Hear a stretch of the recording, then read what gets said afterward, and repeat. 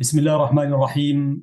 المشاهدون الكرام، يقول الله سبحانه وتعالى في كتابه العزيز: لسان الذي يلحدون إليه أعجمي وهذا لسان عربي مبين. صدق الله العظيم. بهذه الآية المباركة دوما نفتتح برنامج مع اللغة العربية من قناة سلام الإعلامية المباركة. اليوم وفي برامج رمضانية، رمضان في حياة المسلم، سيكون معنا بعد قليل فضيلة الشيخ عبد الله الحواري. أهلا ومرحبا بكم سادتي في هذا البرنامج.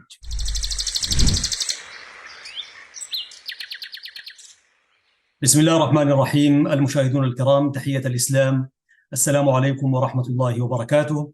هو فضيلة الشيخ عبد الله الحواري، أهلا وسهلا بك فضيلتنا المبارك. حياكم الله شيخ أحمد، بارك الله بكم وجزاكم الله أحييكم في خيرا هذا وبارك اليوم الله وهذا بجهودكم رمضان. جزاكم الله خير. تحية طيبة من قناة أجمعين. السلام الإعلامية. تفضل شيخنا. أجمعين، رمضان مبارك على الجميع، ونسأل الله يتقبل جهودكم إن شاء الله ويجعل في ميزان حسناتكم. بارك الله فيك. طبعا الشيخ عبد الله الحواري من الشيوخ والدعاء المشهورين والمعروفين في هذه المدينة، في مدينة ملبورن.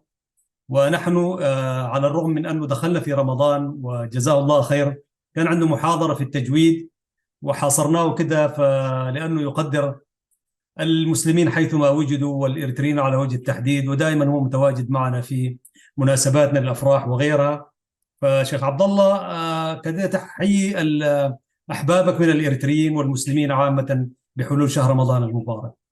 والله ابتداء رمضان مبارك على الجميع، ونسأل الله سبحانه وتعالى أن يبارك لنا في هذا الشهر الكريم العظيم الجليل الذي خصه الله سبحانه وتعالى من بين الشهور، وأن يجمعنا دوما على محبته ورضاه، ويجمعنا عند حوض حبيبنا محمد صلى الله عليه وسلم في جنات النعيم.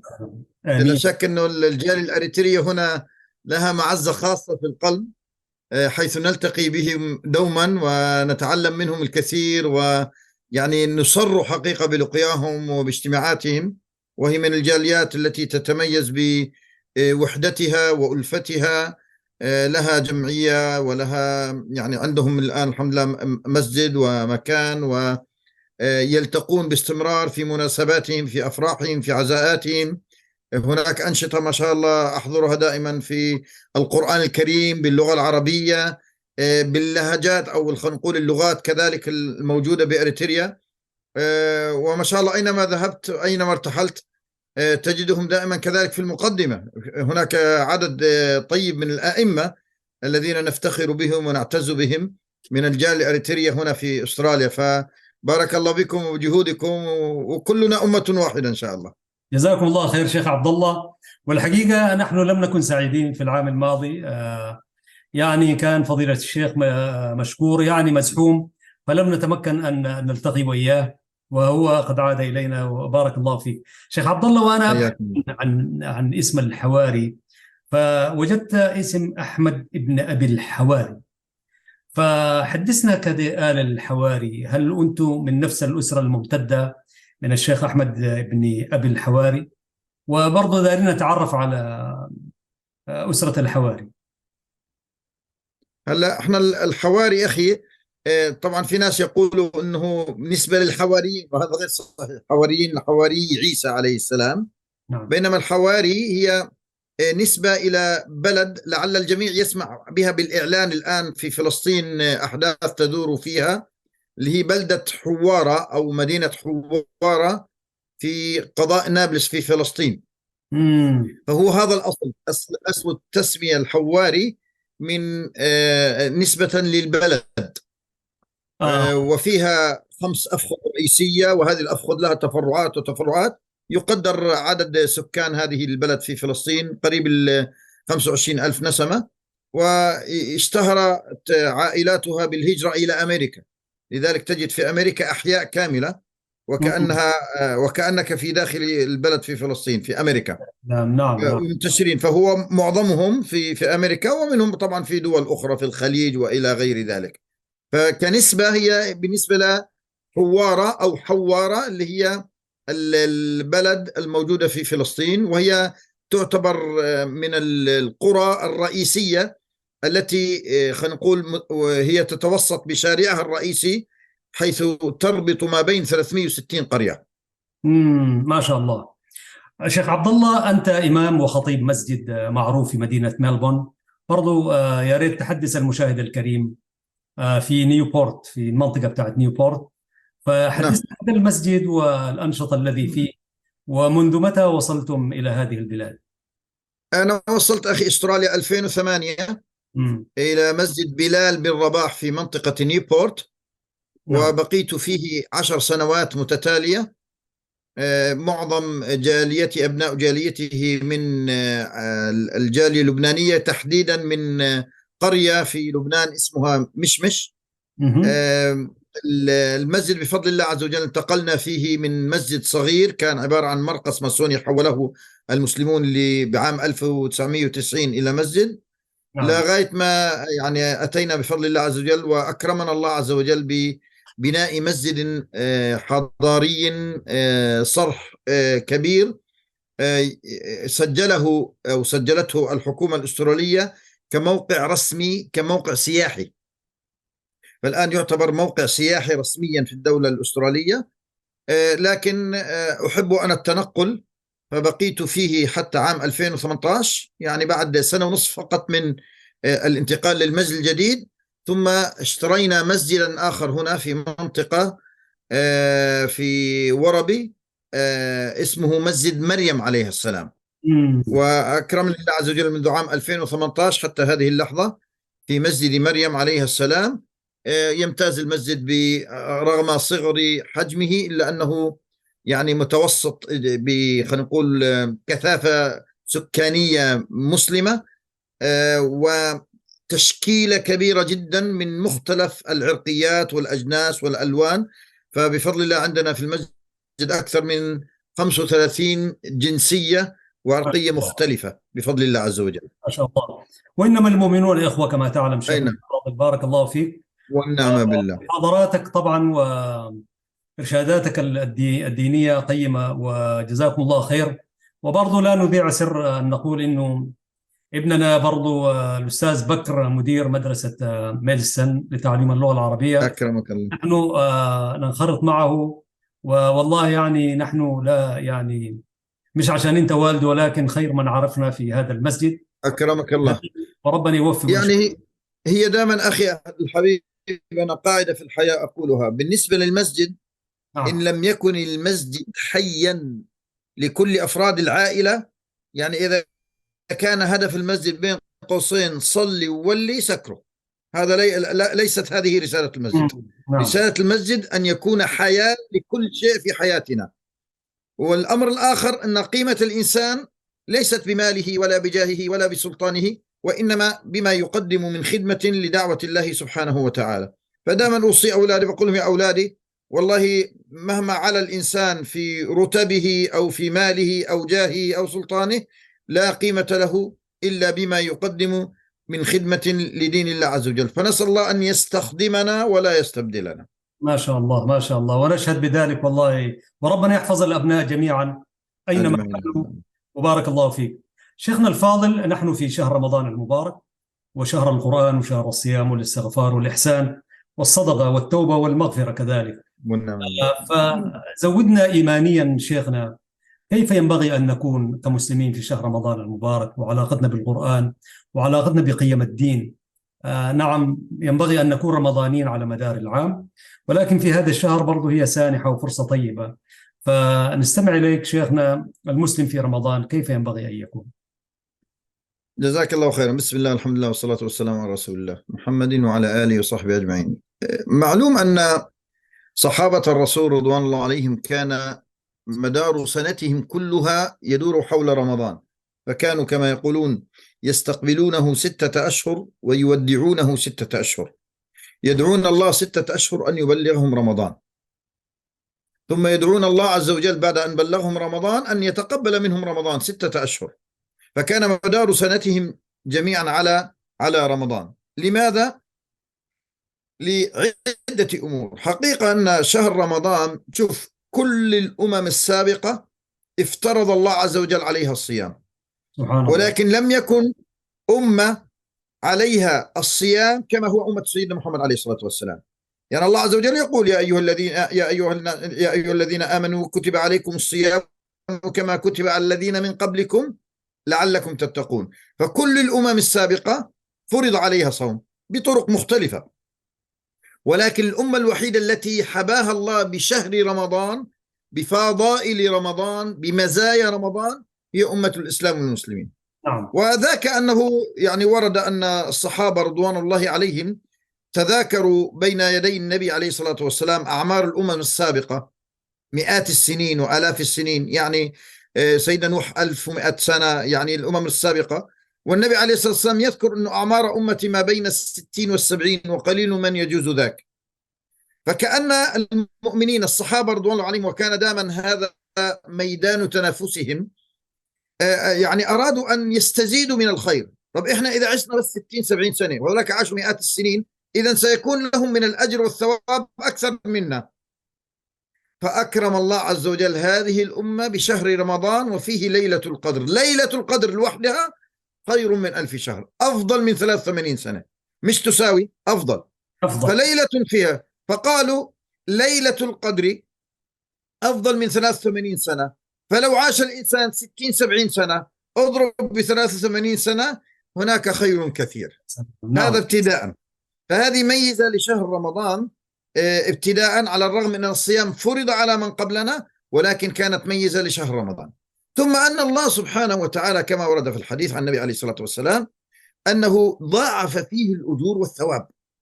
وهذا عادة لا يكون إلا في مكة. في المدينة هناك الصلاة ب100,000، في المدينة ب1000، في المسجد الأقصى حرره الله من أيدي الغاصبين 500. لكن أن يكون في غير هذه الأماكن التي ذكرها النبي عليه الصلاة والسلام، نعم، جعل الله عز وجل شهر رمضان فرصة لتضاعف الحسنات أينما كنت في هذه الأرض. فجعل أجر السنة بأجر الفريضة، لأنه دائما أجر الفريضة أعلى. طب وأجر الفريضة؟ قال وأجر الفريضة ب70. يا سلام. وهكذا لو نظرنا لوجدنا. طبعا ما هي ميزة هذا الشهر؟ لماذا قدر شهر رمضان أو ميز شهر رمضان؟ لماذا كان متميزا؟ لأنه له ارتباط عميق ووثيق بكتاب الله عز وجل، بالقرآن الكريم. ولعل هذه الميزة التي جعلت هذه الأمة، الله عز وجل أنزل الكتب لم يحفظ منها يعني فيما بين الناس إلا القرآن الكريم، وتعهد بحفظه، إنا نحن نزلنا الذكر وإنا له لحافظون. وكان كل شيء يتصل بكتاب الله يكون في المرتبة الأولى، يكون في الشرف الأعلى. فالله عز وجل أرسل هذا القرآن، هذا الكتاب وهو كلامه، عبر الوحي جبريل عليه السلام، فكان جبريل عليه السلام أفضل الملائكة، إلى محمد صلى الله عليه وسلم، فكان خير البشر وخير الأنبياء والمرسلين. أنزله الله عز وجل على هذه الأمة، فقال الله عز وجل كنتم خير أمة أخرجت للناس. في شهر رمضان الذي يقول ربنا سبحانه وتعالى، يقول شهر رمضان الذي أنزل فيه القرآن، فكان خير الشهور. في ليلة القدر، والله عز وجل يقول إنا أنزلناه في ليلة القدر، فكانت تلك الليلة خير الليالي. فلذلك كل شيء يتصل بكتاب الله عز وجل بالقرآن الكريم يأخذ الخيرية ويأخذ الأفضلية ويأخذ التقدم. فكان هذه الميزة لشهر رمضان لاتصاله الوثيق بكتاب الله عز وجل بالقرآن الكريم. نعم. ومن هنا لابد أن يكون لنا يعني وقفات مع كتاب الله عز وجل. وأنا هنا إذا سمحت لي أعتقد إذا خرجنا بهذا اللقاء أخي الكريم، السادة المستمعين الكرام المشاهدين الكرام، بأمرين اثنين لا ثالث لهما، يكون الأمر بإذنه سبحانه وتعالى قد تم في رمضان. لأن النبي صلى الله عليه وسلم يقول خاب وخسر خاب وخسر خاب وخسر. من يا رسول الله؟ قال من أدرك رمضان ثم لم يغفر له. إذا واحد دخل كل هالموسم هذا العظيم الجليل الكريم ولم يخرج بمغفرة الذنوب، ولم يخرج بأنه كتب من أهل الجنان، ولم يخرج بأنه من أهل الرحمة، من أهل، إذا متى يكون؟ فلذلك لعل يكون هناك أمرين نركز عليهما بإذن الله عز وجل في هذا اللقاء. نعم. أما الأمر الأول ذكرنا طرفا منه، اللي هو الارتباط بكتاب الله عز وجل. كل العلماء سابقا كانوا ينشغلون بشتى العلوم. قال فإذا دخل شهر رمضان تفرغوا تفرغا كاملا لكتاب الله، خلاص ما في أي شيء غيره، كل العلوم حط على جنب، خلاص الآن تفرغ تام مع كتاب الله عز وجل. لأن الذي يعيش مع كتاب الله عز وجل، يعيش مع كتاب الله عز وجل، يعيش في نعيم عظيم. وكما يقول ابن تيمية رحمه الله: إن في الدنيا لجنة من لم يتذوقها لم يتذوق جنة الآخرة. يا سبحان الله. وما هي جنة الدنيا؟ أن تعيش بالأنس والقرب من الله سبحانه وتعالى، وبالتالي تتلذذ مع آيات كتاب الله عز وجل.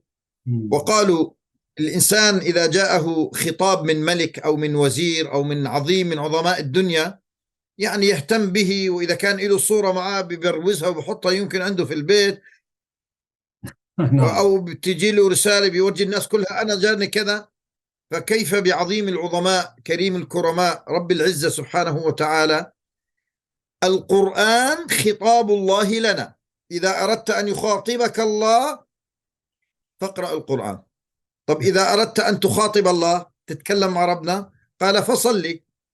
طب إذا أردت أن تجمع بينهما قال فاقرأ القرآن وأنت في الصلاة. يا سلام. أنت في الصلاة كأنك في حوار مع رب العالمين، أنت تناجيه وهو يناجيك. سبحان الله، يناديك الله عز وجل حتى تقترب منه أكثر. لذلك لابد أن يكون لنا علاقة خاصة مع القرآن الكريم، خاصة في شهر رمضان، في شهر القرآن. هذه وحدة. الآن هذه الواحدة كذلك، كيف نكون من أهل القرآن؟ حتى نكون من أهل القرآن 5 أمور أنصح نفسي وإخواني وأخواتي بالتزامها والانتباه إليها. أولا، أن نتلو القرآن حق تلاوته. الله عز وجل يقول في حق المؤمنين يتلونه حق تلاوته. يعني لابد أن نتعلم التجويد، والأخذ بالتجويد حتم لازم، من لم يجود القرآن آثم. فلذلك لابد أن نتعلم كيف نقرأ القرآن بالشكل الصحيح. ولعله يعني هذا هدف رئيسي حقيقة لي أنا هنا في هذه البلاد وفي كل مكان نذهب إليه بإذن الله عز وجل، أن نكون قرآنيين. بمعنى ليس قرآنيين هذول اللي بيعترفوا بالقرآن بيعترفوش بالسنة، ولا حاشا لله، القرآن والسنة يكمل بعضهم بعضا، ولكن بمعنى أن نكون من أهل القرآن، من يحملون رسالة القرآن. وحتى نكون كما ذكرنا في أن 5 أمور. أولا، رسالة القرآن اللي هو أن يتلونه حق تلاوته. ثانيا، أن نحفظ منه ما استطعنا إلى ذلك سبيلا بقدر المستطاع، والله عز وجل تعهد ولقد يسرنا القرآن للذكر فهل من مدكر. 3، أن نقرأ ونتدبر، نبحث، نفهم. والله عز وجل يسر لهذا القرآن من العلماء في كل عصر في كل زمان من يفسره تفسيرا يتلائم مع إيش؟ مع ما نحن فيه في هذه الحياة الدنيا. سبحان الله. فتجد فعلا لا تنقضي عجائبه ولا يعني يبلى من كثرة الرد عليه. الأمر الرابع، فهمنا، علمنا، ننتقل إلى التطبيق. لا يعقل أن نكون ممن يرتلون القرآن فقط دون أن يطبقون ما جاء فيه. والقرآن دستور ليس فقط للبركة كما يفعل البعض يحصرونه بالعزاءات. وأنا لا أقول أنه لا يجوز قراءة القرآن بالعزاءات، لا يجوز، لكن أنا أقول لا يجوز أن نحصر تلاوة القرآن الكريم في مناسبات معينة. وإنما القرآن دستور حياة، فهو في نتلوه ليل نهار، وهو نتعلم منه ليل نهار، وهو نطبقه ليل نهار. فلا بد من التطبيق، وإلا لا والعياذ بالله سيكون شأن أحدهم كما قال الله عز وجل في كتابه في سورة الجمعة: كمثل الحمار يحمل أسفارا. أجلك الله، الحمار تضع عليه كل كتب العلم، هل يستفيد منها؟ لا نريد أن نكون كمن يفعل ذلك. لا، المسلم يتعلم من كتاب الله ويطبق ما جاء في كتاب الله عز وجل. وآخر وصية بالنسبة لكتاب الله عز وجل إيش؟ أن ننشر هذا العلم. النبي عليه الصلاة والسلام يقول خيركم من تعلم القرآن معلم. وعلمه. إذا لا تستطيع أن تحصل على الخيرية بأن تتعلم فقط وتنكفئ على نفسك، لابد من أن نتعلم ونعلم، وهذا ليحوز على الخيرية وليطبق منهج الله سبحانه وتعالى. والنبي عليه الصلاة والسلام أمرنا عموما لكل المسلمين بلغوا عني ولو آية. مضبوط، ولو آية. فإذا لابد أن نعيش في هذه المعاني، يتلونه حق تلاوته، نحفظ منه ما استطعنا إلى ذلك سبيلا، نتعلم ونتفقه ونتدبر آياته، ثم نطبق ما جاء فيه من أوامر، ثم ننشر هذا العلم للعالمين. نسأل الله يجعلنا من أهل القرآن.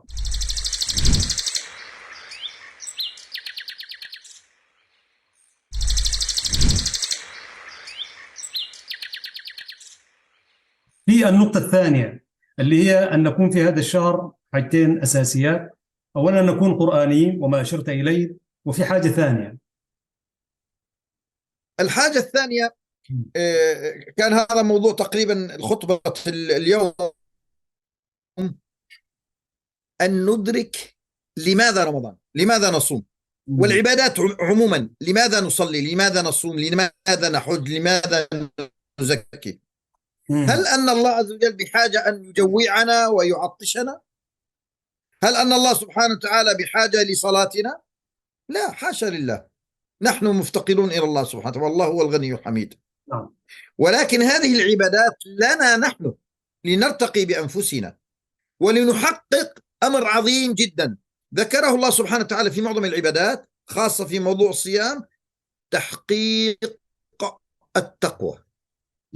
لذلك الله عز وجل قال يا الذين آمنوا كتب عليكم الصيام كما كتب على الذين من قبلكم لعلكم تتقون. تحقيق التقوى لا يكون بفهم الصيام على أنه مجرد الامتناع عن الطعام والشراب والجماع من طلوع الفجر إلى مغيب الشمس وخلاص، هذا موضوع فقهي. هذا فقه الصيام. شو المفطرات، القطرة بتفطر ولا ما بتفطر، الأسئلة المعتادة، المرأة عليها صيام نزل عليها دم، هذا موضوع فقه.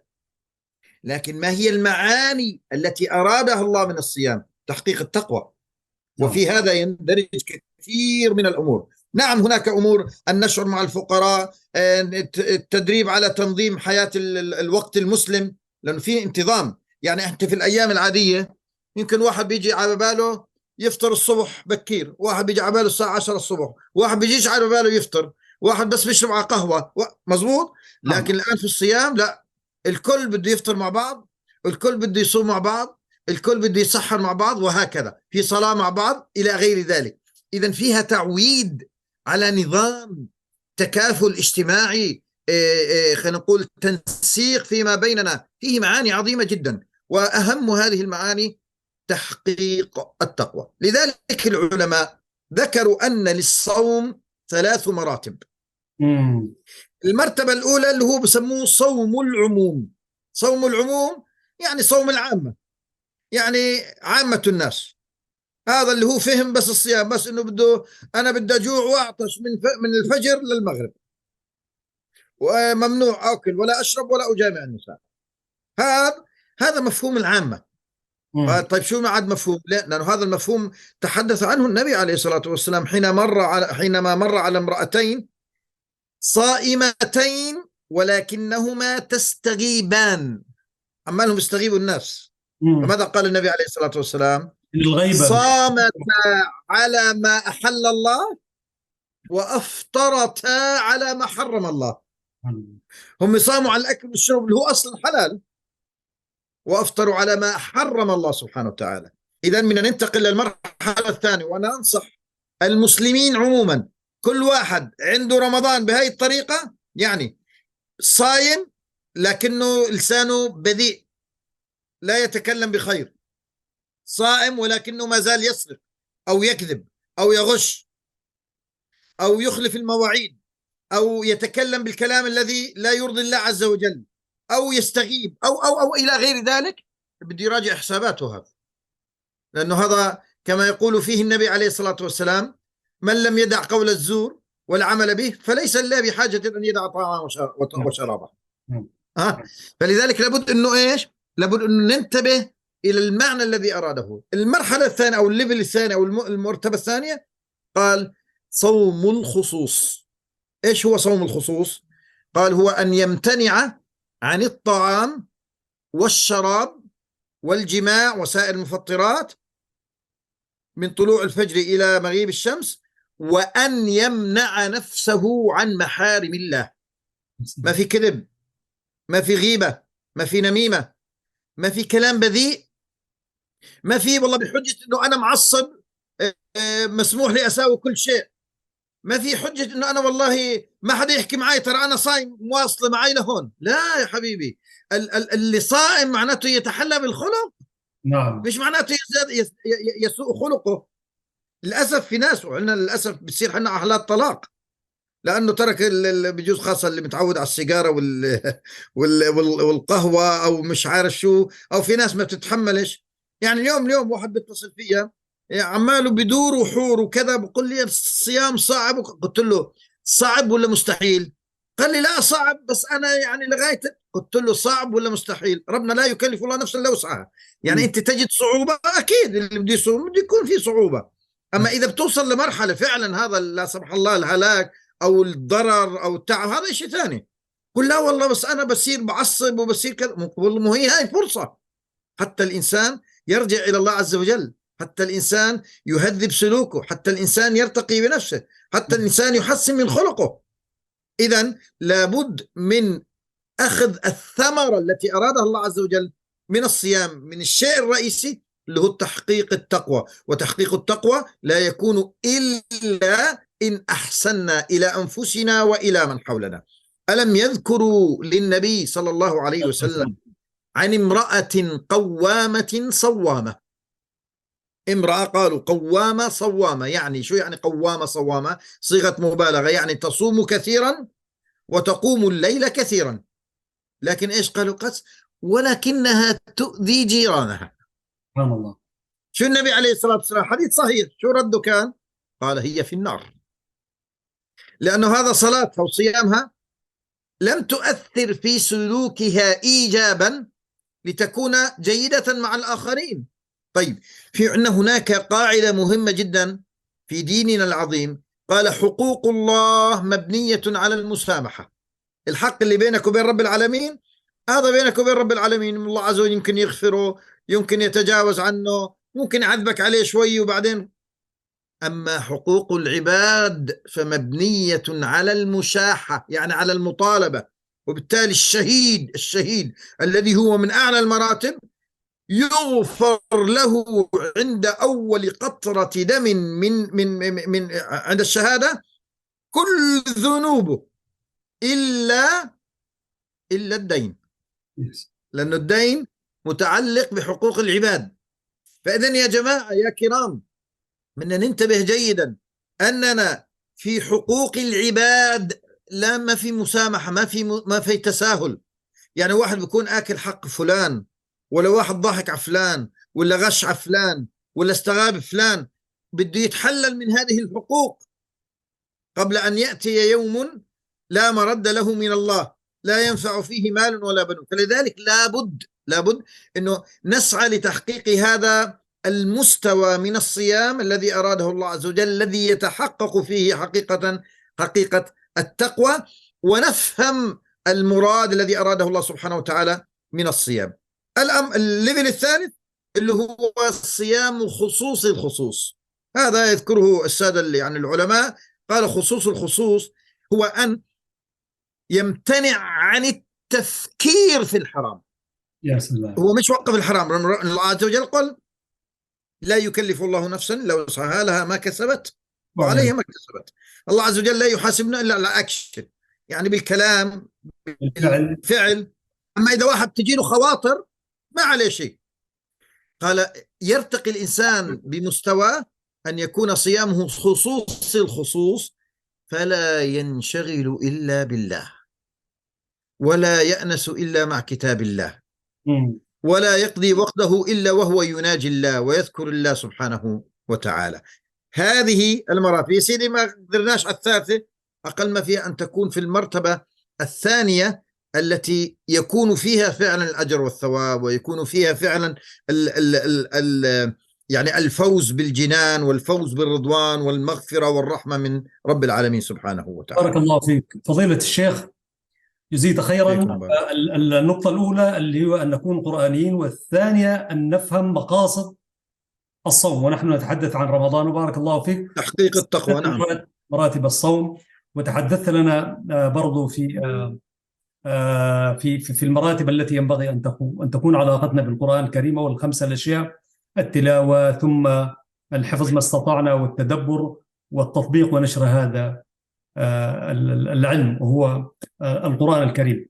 شيخنا، يا ريت لو حدثنا برضو عن التقوى، لأنه قوله سبحانه وتعالى لعلكم تتقون، هذه التقوى برضو نحتاج فيها شوية تذكير، يعني لأنه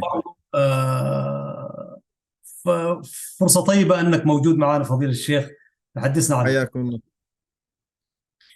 يقول الإمام علي في تعريفه للتقوى رضي الله عنه: الخوف من الجليل من رب العالمين سبحانه وتعالى، والرضا بالقليل، والاستعداد ليوم الرحيل. الخوف من الجليل، والعمل بالتنزيل بالقرآن الكريم، والرضا بالقليل، والاستعداد ليوم الرحيل. سيدنا عمر بن الخطاب رضي الله عنه سئل عن التقوى، طبعا لأن التقوى لأنها وردت مئات المرات في كتاب الله عز وجل. فسئل سيدنا عمر بن الخطاب عن التقوى، قالوا: عرف لنا التقوى. قال: أرأيتم إن مر أحدكم بأرض مليئة بالشوك، كلها شوك، كيف يمر؟ قالوا: يعني يشد مئزره، يعني بيرفع ثوبه عشان ما يعلق بالشوك، وينتقي خطاه، يعني بيشوف وين بده يخبط بالضبط عشان ما يغز الشوك. قال: فذلكم التقوى. سبحان الله. بدك تكون من المتقين، بدك تحسب كل إشي بتعمله دائما، حطه بميزان رب العالمين سبحانه. هل هذا العمل يرضي الله؟ مرحبا به. هذا العمل لا يرضي الله، يا رب ابعدنا. لا يعني ذلك أنه الإنسان لا يخطئ، إحنا بني بشر، كل ابن آدم خطاء، وخير الخطائين التوابون، ولكن يكون يجتهد، وإذا وقع في الخطأ عن غير قصد يتوب ويستغفر، والتائب من الذنب كمان لا ذنب له. ومن المعاني الجميلة كذلك وأجملها ما ذكره النبي عليه الصلاة والسلام، يعني العلماء يوازون هذا بذاك، اللي هو لما جاءه جبريل عليه السلام على هيئة رجل يسأله عن أساسيات الدين. حديث جبريل معروف، سأله عن الإسلام فذكر له أركان الإسلام. قال: فأخبرني عن الإيمان، فذكر له أركان الإيمان. قال: فحدثني فأخبرني عن الإحسان، ما هو الإحسان؟ فماذا قال النبي عليه الصلاة والسلام؟ أن تعبد الله كأنك تراه، فإن لم تكن تراه فإنه يراك. هذا زبدة التقوى، اللي هي المراقبة لله سبحانه وتعالى، والعمل بما أمر الله سبحانه وتعالى، وأن نرضى بما قسم الله سبحانه وتعالى، ونكون دوما مستعدين للقاء الله سبحانه وتعالى. بارك الله فيكم فضيلة الشيخ. ذكرتم فيما يتعلق بالقرآن مسألة التدبر، وأنت تقرأ القرآن خاصة في رمضان. هناك عادة، يعني عادة ختم القرآن في رمضان، سريع كده، واحد يقول لك أنا ختمته مرة، مرتين، 3 مرات. طبعا هذه ما نقول أن تتنافى، لكن تتعارض مع مسألة التدبر. أفلا يتدبرون القرآن أم على قلوب أقفالها؟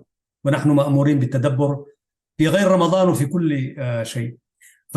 فماذا توصون فضيلة الشيخ الصائمين أن تكون علاقتهم بالقرآن الكريم في رمضان في مسألة التدبر؟ وحدين يهتموا حتى يقرأوا القرآن على عجل كده، ملاحقة كده، كأنه ملحق كده. نعم. دخل أحد العلماء دخل على أحدهم يستغفر. وكيف بيستغفر؟ يقول: استغفر استغفر الله استغفر. قال له: هذا ماذا تفعل؟ قال: يا إمام أستغفر. قال: والله إن استغفارك هذا بحاجة إلى استغفار. سبحان الله. وهذه عادة في ناس بعد الصلاة مثلا قلت سبحان الله، إيش هذا؟ هو يعمل لك كده، يساوي 10 صح، و11 عمل 11 في ورد بالأثر 11 بدل 33، يعني أثر ضعيف. ساوي 11 بتأني أحسن من 33 باستعجال، وتدخل الحروف ببعضها وتدخل الكلمات ببعضها وكأنك بس بدك تعد عداد. الآن لو أنت ذهبت إلى مكان لتشتري بضاعة، هل تشتريها على أساس الكم أم الكيف؟ يعني بدك مثلا، والله المثل الأعلى، والله المثل الأعلى، يعرض عليك صندوق بطاطا لكنه كله خربان، أو كيلو بطاطا لكنها من أحسن الأنواع، شو بتأخذ؟ أحسن الأنواع طبعا. لأن ذي خربانة. فكثير من الناس للأسف عبادتهم خربانة. هذا طبعا القبول بيد الله عز وجل، لا نتأله على الله عز وجل. لكن الطريقة التي يظنونها أنه يعني بس كثر عدد، ليست هذا الأمر. وإنما إذا كان في أمور الدنيا، النبي عليه الصلاة والسلام يوصينا إن الله يحب أحدكم إذا عمل عملا أن يتقنه، وهذا بأمور الدنيا، فما بالكم بالأمر الذي يتعلق بالله سبحانه وتعالى. أعطيك مثال آخر أخي. تفضل. أنت عندك إنسان يأتي ليطلب منك حاجة، ويأتي ويتكلم بطريقة لا تفهمه، هل تستجيب لطلبه؟ طبعا أفصح. بقول لك أفصح، أو بقول لك هذا قد يكون يستهزئ به. طبعا ولله المثل الأعلى، الله عز وجل يعلم اللغات كلها لكن احنا نقرب مثلا. وبالتالي حينما أنت تستغفر أو تقرأ القرآن أو تسبح، فليكن تسبيحا مع تدبر، فليكن تلاوة القرآن قضية مش قضية عد حروف. هذه المشكلة، أن الناس أحيانا تهتم بالكم ولا تهتم بالكيف. والله سبحانه وتعالى ماذا يقول؟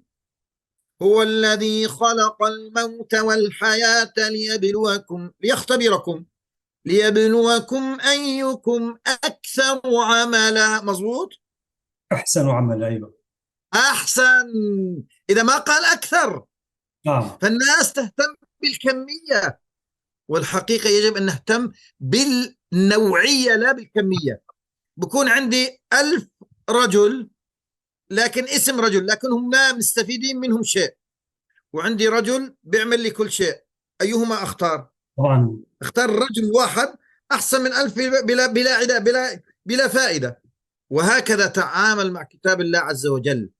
اقرأ، تدبر، والحرف المحسوب مش الحرف المكسر. هل في فرق ما بين إنسان لا يتقن التلاوة لكنه يجتهد؟ هذا النبي عليه الصلاة والسلام ذكر: والذي يتعتع في القرآن له أجران، أجر القراءة وأجر المشقة.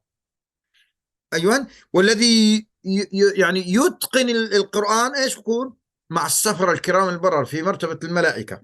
نعم. لكن واحد عشان يعد حروف ويعد أجزاء ويعد والله أنا ختمت القرآن 2 و5 و10، لا، هذا ليس هذا المطلوب وليس هذا المقصود من تلاوة كتاب الله عز وجل. نعم. كما ذكرنا حينما ذكرنا عن كتاب الله: يتلونه حق تلاوته. نعم. وحق تلاوته عرف العلماء بده يعطي كل حرف حقه مستحقه، يعطي له وقته الخاص به، يعطيه حكمه الخاص به، يعطي له النطق الخاص به الصحيح، ولا يخلط الأمور ببعضها. وقطعا اللي بيستعجل لن يحقق هذا الأمر. جميل. فضيلة الشيخ، لو تساءلنا، هل التدبر يعني أن تفهم المعاني الحكمية في الآية المعينة مثلا، بمعنى متى نزلت وإلى من نزلت، وما هي الأحكام الفقهية والأحكام التي في هذه الآية، وهل هي مدنية مكية، ومتى نزلت ومين كان. فهل يعني هذا التدبر يعني أنك تفهم معاني؟ جميل سؤال جميل من رجل جميل، فتح الله عليك. بارك الله فيك يا شيخ. أخي الكريم، هناك مراتب، كل شيء له مراتبه. الآن وحتى التفاسير مصنفة بمراتب.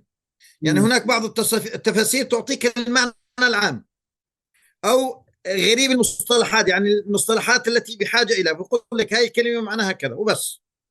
هذا مستوى أعلى شوي، بعطيك المعنى العام الإجمالي للآية. حتى في بعضهم وجدت بعض المصاحف حاطين بسموه التفسير الموضوعي، حاطين الآيات التي تتعلق بموضوع واحد بلون، وموضوع آخر بلون آخر. نعم هذا مستوى شوي أعلى شوي. لكن في هناك مستوى اللي أنت بتتفضل فيه أن يصير يغوص في أعماق. إحنا لو بدأنا بالقليل ثم تدرجنا درجة درجة، هذا شيء طيب.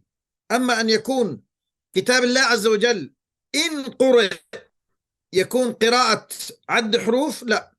فبالتالي ممكن نتطور إلى يعني نأتي إلى معنى التفسير للآية، وفي غير التفسير. إحنا الآن في دورة مع أحد العلماء يدرس في مكة حفظه الله حرسه الله، إلنا تقريبا 3 سنوات، وصلنا في سورة الأعراف تفسير القرآن كاملا. ما شاء الله. نأتي إلى الصفحة الواحدة نجلس فيها 2 ساعة تقريبا، نكون على شكل مجموعات، مجموعة من المشايخ من العلماء بغوصوا في أعماق هذه الآية. فبيجيب لك الآية تفسيرها، بعدين بتشوف ما بعد التفسير أو ما بعد، خلينا نقول المعاني التي أرادها الله عز وجل من هذه الآية. نعم. شو ارتباطها بما قبلها؟ ليش هاي الآية اجت بهذه الصيغة؟ ليش اجت بهذه المكان؟ وهكذا. هاي بيصير في مرتبة أعلى وأعلى، وكلما تعلم الإنسان يعني ازداد يقينا بصغر يعني بقلة علمه، وإنما يستزيد بالمدارسة وبالتدبر أكثر، وبصير هو لحاله بعد هيك بصير عنده ملكة استخراج بعض المعاني التي أرادها الله سبحانه وتعالى من هذا الكتاب. نعم نعم، بارك الله فيك. أعزائي المشاهدين، بيننا وبين الإفطار في مدينة ميلبورن بضع دقائق، تقريبا ربع ساعة، وأنا لولا ذلك الإفطار والشيخ صايم، وبرضو من حقنا أن نحافظ على صحته بارك الله فيه، وهو جاي من درس وكذا، ما كان خليناه، وحتى كان قلنا له معليش يعني. فهل تعد المشاهدين الكرام بارك الله فيك شيخ عبد الله الحواري أن تأتينا مرة ثانية برضو تنورنا وتشرف؟ نتشرف، شرف لنا إن شاء الله. نسأل الله أن يقدر الخير بإذنه سبحانه وتعالى. بارك الله فيك، وإن شاء الله في ميزان حسناتك، وأشكرك جزيل الشكر فضيلة الشيخ. التحية لكم أنتم أهل الرباط أينما كنتم، والإنسان المسلم. وأنا إن شاء الله في موضوع معين اللي هو كيف نكون سفراء حقيقيين للإسلام في بلاد الغربة، هذه البلاد التي وضعنا فيها الله سبحانه وتعالى لحكمة يعلمها هو. ولذلك ينبغي أن نوجه وتوجه حضرتك فضيلة الشيخ رسائل كيف نكون، ربما لا نكون علماء، ربما في أعمالنا البسيطة أن نكون سفراء حقيقيين لهذا الإسلام، وأن ننشر. ليس هنالك بعد الآن الله أعلم يعني، ربما جهادنا هو هذا يعني انتشار المسلمين في بقاع الأرض، هذا هو طريقة المثلى لنشر الدعوة الإسلامية، وليس هنالك أن تكون تدعو إلى الله بالحسنى إلى الإسلام. آمين آمين آمين. بارك الله بكم وبجهودكم يا أخي الحبيب. جزاك الله خير. فنختم معك بالدعاء إن شاء الله شيخنا، أدعو لنا بالخير آمين يا رب يا الله. بسم الله، الحمد لله، والصلاة والسلام على رسول الله محمد وعلى آله وصحبه أجمعين. اللهم بارك لنا في رمضان، اللهم بارك لنا في رمضان، اللهم بارك لنا في رمضان، وأعنا فيه على الصيام والقيام وغض البصر وحفظ اللسان وتلاوة القرآن آناء الليل والنهار على النحو الذي يرضيك عنا يا أكرم الأكرمين. اللهم اجعل القرآن الكريم ربيع قلوبنا وجلاء همومنا وذهاب أحزاننا ونورا يتلألأ في صدورنا يا رب. اجعلنا له من التالين ولأحكامه من العاملين. اللهم اجعله حجة لنا لا علينا يا أكرم الأكرمين. اللهم اغفر لنا ولوالدينا ولمن له حق علينا. اللهم أجرنا جميعا من النار وأدخلنا الجنة مع الأبرار يا عزيز يا غفار يا رب العالمين. اغفر وارحم وتجاوز عما تعلم إنك أنت الأعز الأكرم يا رب. ارحم موتانا وموتى جميع المسلمين، واشف مرضانا ومرضى جميع المسلمين. حرر المسجد الأقصى وسائر البلاد من الظالمين الحاقدين، إنك ولي ذلك والقادر عليه. وصلى الله على سيدنا محمد، والحمد لله رب العالمين. جزاكم الله خيرا. بارك الله فيكم. هذا وبالله التوفيق. اللهم لا علم لنا إلا ما علمتنا إنك أنت العليم الحكيم. وخير ما نختم به يقول الله سبحانه وتعالى في كتابه العزيز: لسان الذي يلحدون إليه أعجمي وهذا لسان عربي مبين. صدق الله العظيم. كنتم أيها المشاهدون مع حلقة في برنامج مع اللغة العربية، الحلقة 80 مع فضيلة الشيخ عبد الله الحواري. شكرا لكم وجزاكم الله كل خير، والسلام عليكم ورحمة الله وبركاته.